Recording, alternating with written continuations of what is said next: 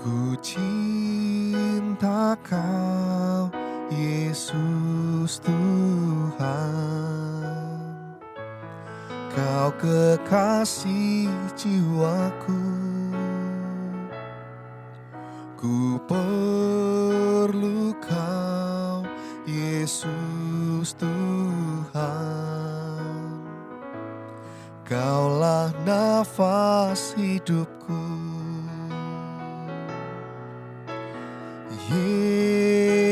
Yesus, Yesus, Kau yang ku rindu. Yesus, Yesus, Kaulah segalanya.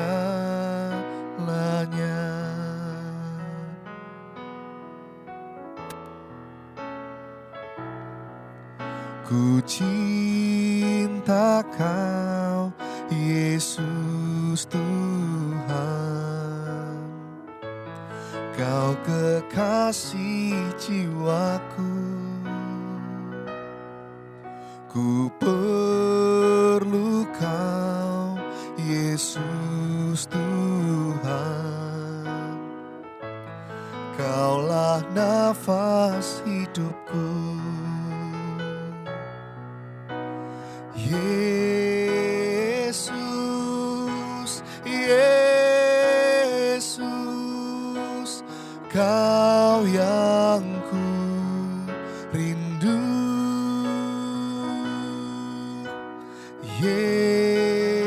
Yesus, Yesus, Kaulah segalanya.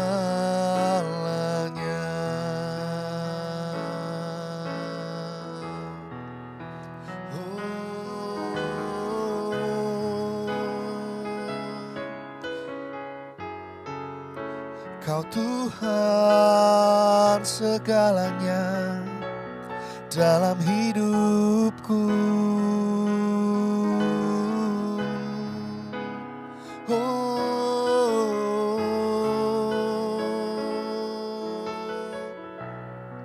Ku mengasihimu, Yesus, lebih dari apapun. Ku mau mencintaimu, Tuhan.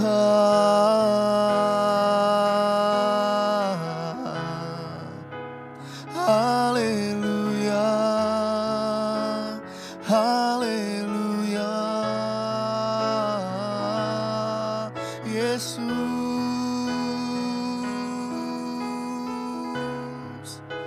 Kau bagianku selama-lamanya. Haleluya, haleluya. Oh, Yesus Tuhan, ku sembah Kau selamanya.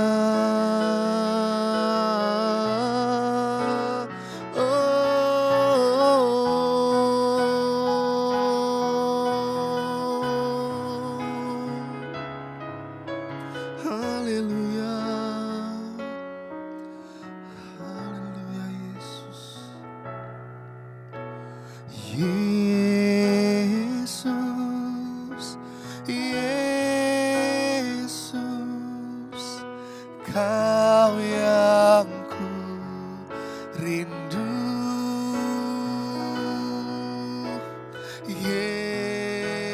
Yesus, Yesus, Kaulah segalanya.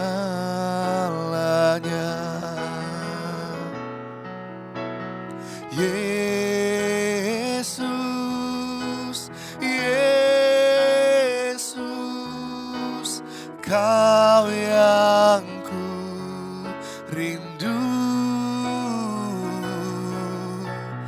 Yesus, Yesus, Kaulah segalanya.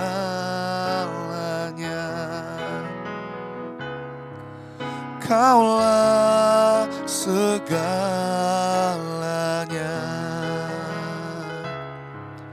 Kaulah segalanya.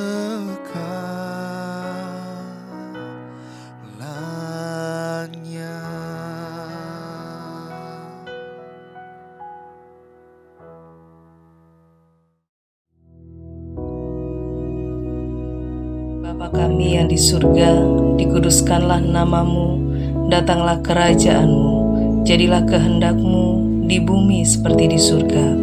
Berikanlah kami pada hari ini makanan kami yang secukupnya, dan ampunilah kami akan kesalahan kami, seperti kami juga mengampuni orang yang bersalah kepada kami. Dan janganlah membawa kami ke dalam pencobaan, tetapi lepaskanlah kami daripada yang jahat. Karena Engkaulah yang empunya kerajaan dan kuasa dan kemuliaan sampai selama-lamanya. Amin.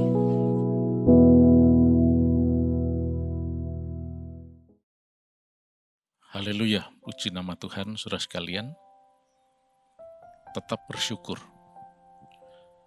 Karena ketika kita bersyukur, atau kehidupan yang tahu bersyukur itu, menunjukkan bahwa kita adalah orang-orang yang hidup berkenan di hadapan Tuhan. Dan kita tidak melakukan sesuatu yang membuat keinginan kita itu betul-betul selalu diikuti. Sebab tidak semua keinginan itu adalah keinginan yang berkenan di hadapan Tuhan. Baik, pagi hari ini kita akan melihat kehidupan seorang yang tidak tahu bersyukur kepada Tuhan. Untuk itu kita baca bersama-sama di dalam Kejadian pasal yang keempat. Kita akan baca mulai ayat yang pertama. Kemudian manusia itu bersetubuh dengan Hawa istrinya dan mengandunglah perempuan itu, lalu melahirkan Kain.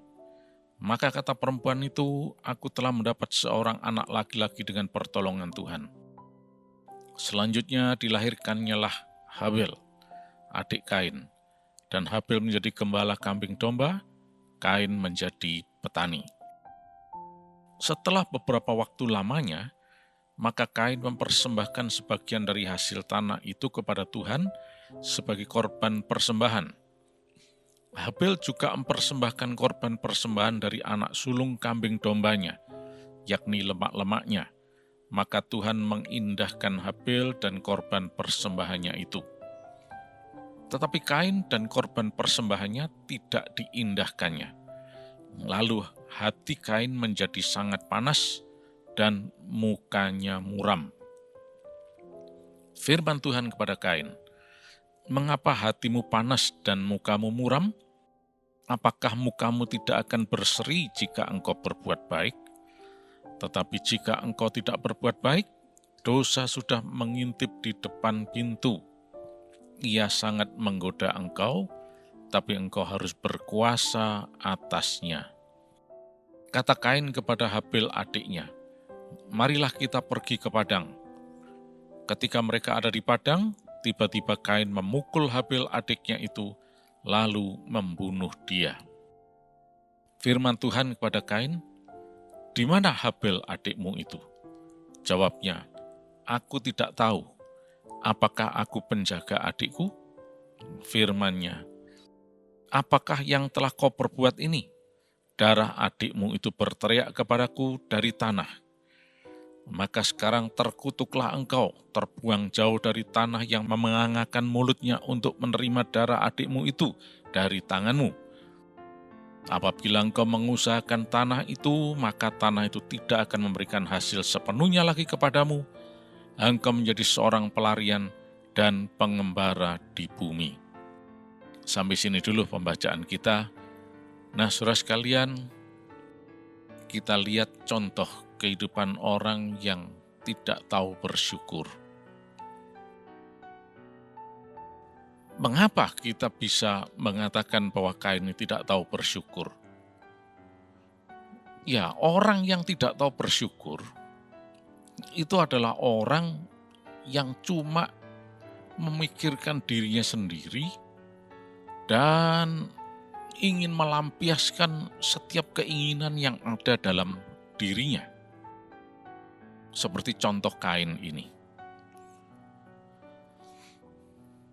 Kain ini dan Habil ini sebetulnya seorang yang bisa dikatakan melakukan suatu ibadah. Nah, tapi kok ujungnya malah suatu pembunuhan. Ya.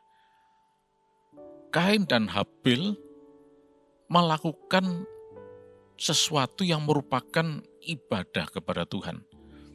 Masing-masing membawa persembahan korban untuk Tuhan. Sebetulnya sudah bagus kan, masing-masing membawa bagiannya sendiri, korban persembahannya sendiri. Hanya saja memang ada bedanya. Kain membawa persembahan dari hasil pertanian menurut apa yang dikatakan di sini, ya.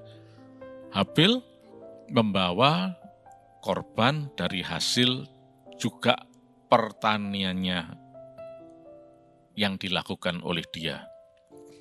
Dalam hal ini adalah beternak kambing domba, ya, dikatakan di sana. Sebetulnya kalau kita lihat masing-masing sudah pada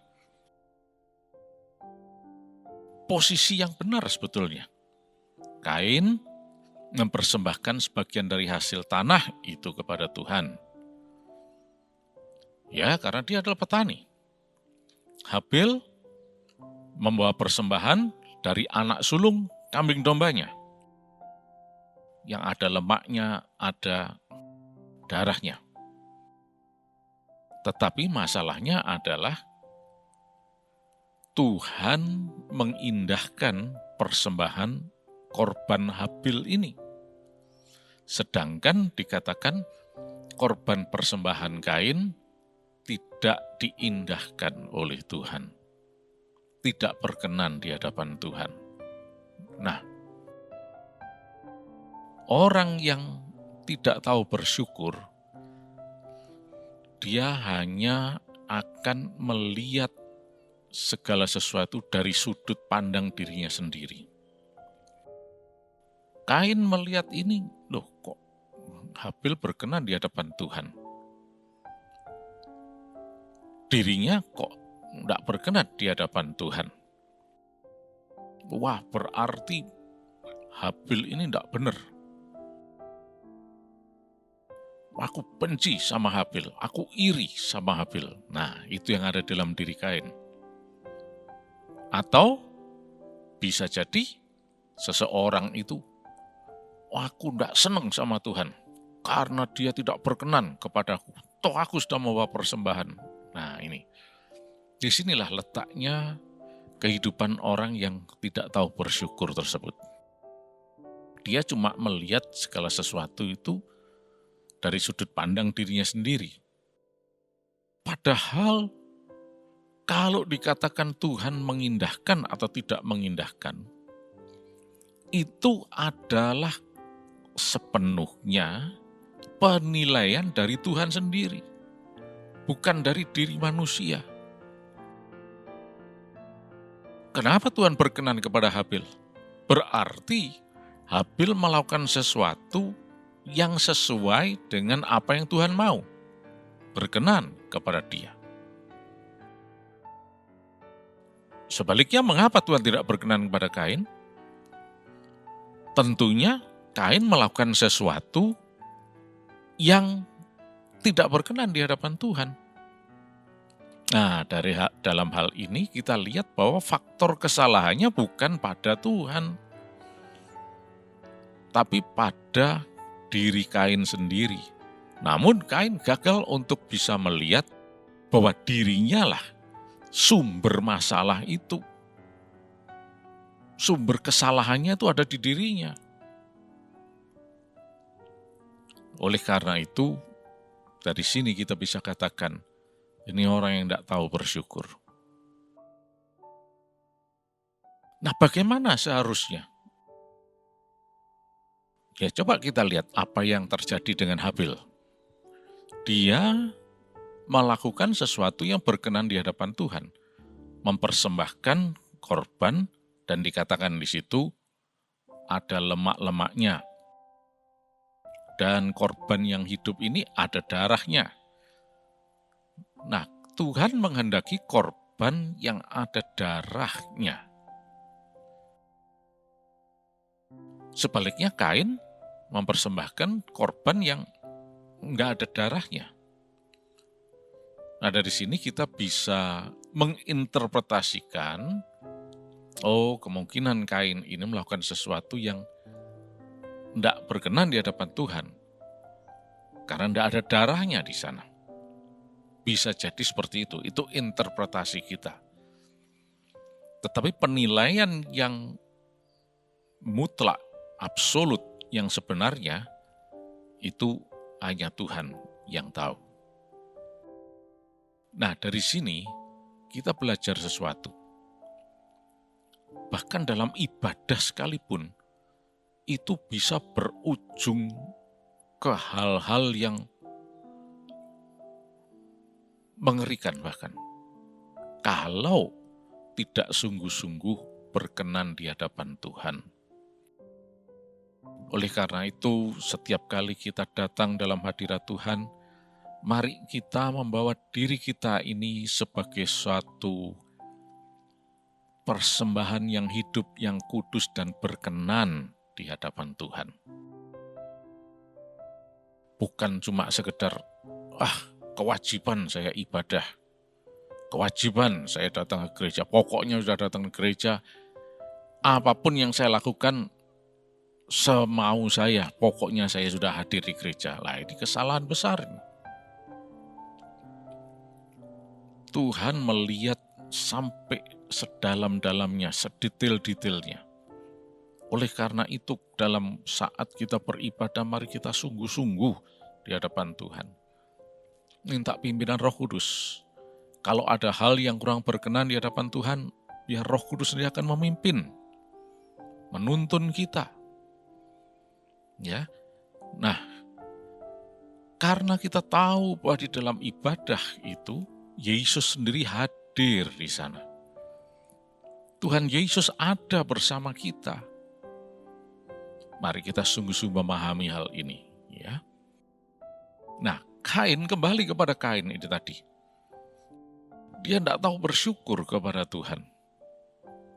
Dia cuma memikirkan segala sesuatu dari dirinya sendiri.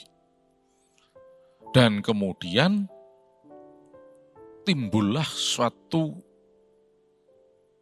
permusuhan di dalam dirinya.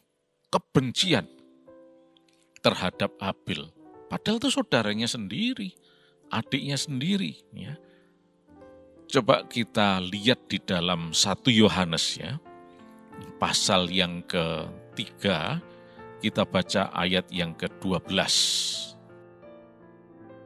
Dikatakan di situ, bukan seperti Kain yang berasal dari si jahat dan yang membunuh adiknya, dan apakah sebab ia membunuhnya? Sebab segala perbuatannya jahat dan perbuatan adiknya benar. Firman Tuhan mengatakan, karena Kain berasal dari si jahat. Dan dalam dirinya yang ada cuma niat jahat, keinginan jahat, ya, yang kemudian dituruti terus. Sampai akhirnya dikatakan dia melakukan pembunuhan terhadap adiknya. Ya. Nah, orang yang tahu bersyukur adalah orang yang mau melihat segala sesuatu dari sudut pandang rohani, dari sudut pandang Allah. Mengapa ini terjadi begini ya? Mungkin ada sesuatu yang kurang berkenan di hadapan Tuhan. Oke Tuhan, ampuni, tolong Roh Kudus pimpin aku kalau ada hal yang kurang berkenan, tolong Kau perbaiki. Dalam nama Yesus. Nah, orang yang tahu bersyukur, dia adalah orang yang selalu mau untuk dipimpin Roh Kudus, mau melihat segala sesuatu dari sudut pandang secara rohani, bukan cuma dari sudut pandang dirinya sendiri. Dan contoh yang terjadi dalam diri Kain ini terjadi dalam kehidupan sehari-hari. Ketika seseorang merasakan sesuatu yang ya kok bagi dia itu nggak adil, protes. Nah, kemudian dia coba mewujudkan protesnya itu, keinginannya itu, dalam suatu tindakan yang bahkan semakin menjauh dari perkenan Tuhan. Ya, awal mulanya mungkin merasa, wah aku tersinggung, aku dibeginikan. Mulai muncul keinginannya, aku harus balas dendam, ya, awas. Wah, keinginannya diikuti terus. Nah, si jahat tambah seneng. Firman Tuhan katakan Kain itu berasal dari si jahat. Ya karena dia tidak tahu bersyukur. Dia cuma melihat segala sesuatu dari sudut pandang dirinya sendiri.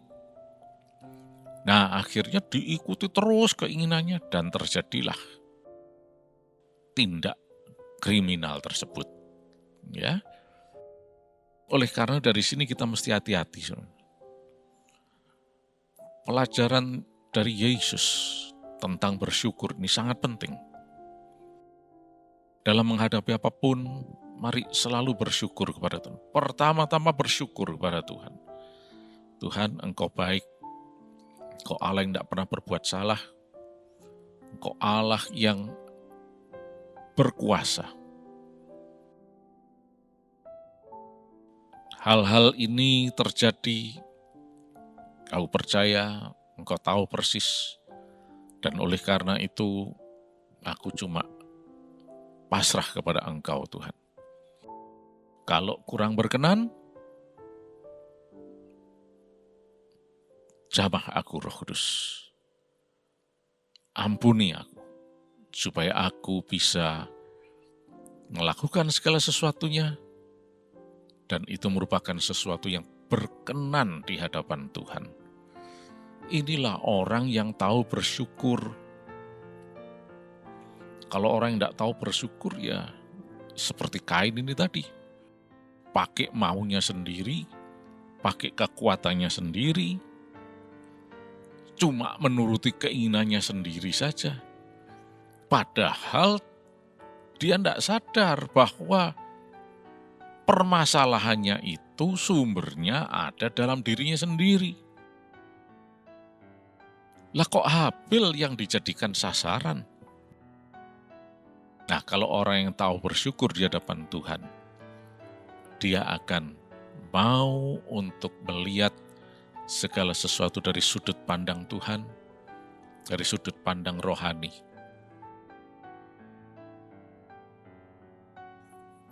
Habil boleh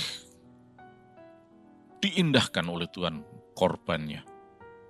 Tapi kalau saja Kain itu mau merendahkan diri di hadapan Tuhan, memperbaiki semuanya, maka ceritanya akan berbeda. Tuhan itu baik. Tuhan itu sangat mengasihi kita. Oleh karena itu mari selalu bersyukur dalam segala hal. Artinya apa? Di dalam bersyukur itu kita selalu mengedepankan apa yang Tuhan mau, yang berkenan kepada Tuhan. Bukan cuma mengikuti keinginannya diri sendiri. Ya, kalau nuruti keinginan kita, keinginan itu macam-macam. ada A, B, C, D, dan seterusnya. Tapi kalau kita mengikuti keinginan Tuhan, itu akan membuat hati Tuhan berkenan kepada kita. Tetaplah bersyukur. Nama Yesus dipermuliakan. Terima kasih Tuhan. Berkat-Mu dilimpahkan pada kami sepanjang hari ini. Kami sehat, kami berkemenangan dan berhasil dalam nama Yesus. Dan kami selalu hidup dalam pengucapan syukur Tuhan. Terima kasih Tuhan, terima kasih Yesus. Di dalam nama Tuhan Yesus Kristus. Haleluya. Amin.